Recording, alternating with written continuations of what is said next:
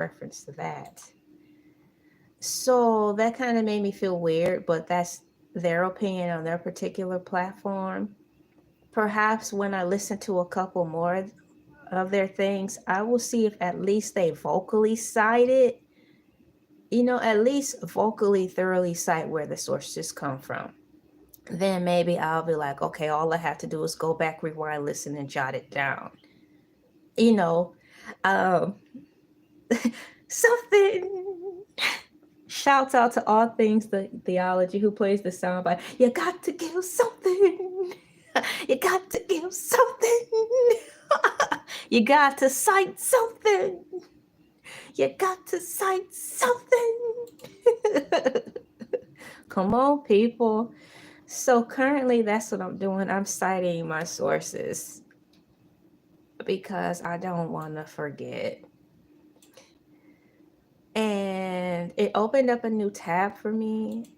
And what I want to do now is put the exact title of these articles in here so you know what you're reading.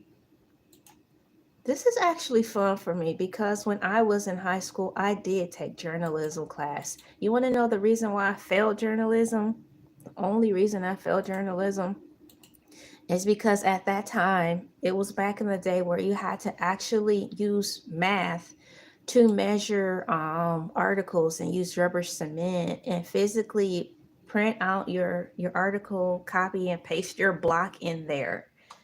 And so I wasn't good at math, so I didn't know how to do the measurements when doing that, and that's what made me fail. But had I not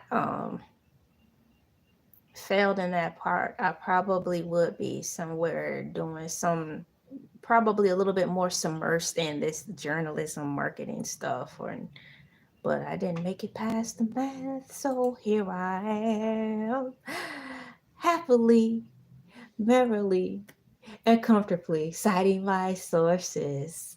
So look it, full circle. Looks like I got to do what I want to do. Anyways,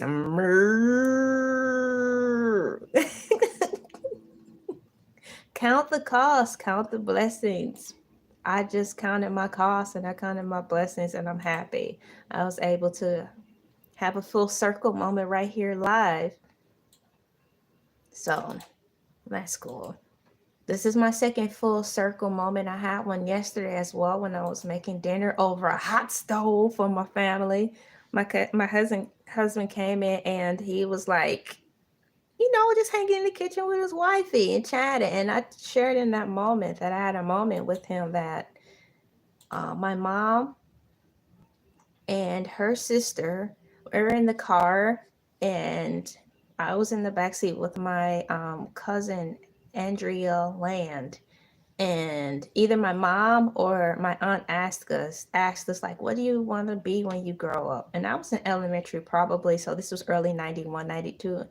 And just like that, I was like, I want to be a computer operator. I want to work on computers.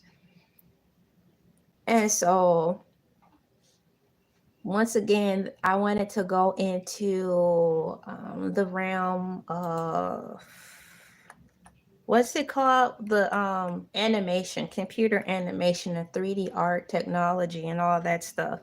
But once again, my stumbling block, and I won't say Achilles heel because I won't give it that much power, because I know I still want to learn math and get stronger at it. So it's not my Achilles heel, but my stumbling block was math. So I wasn't able to do that neither.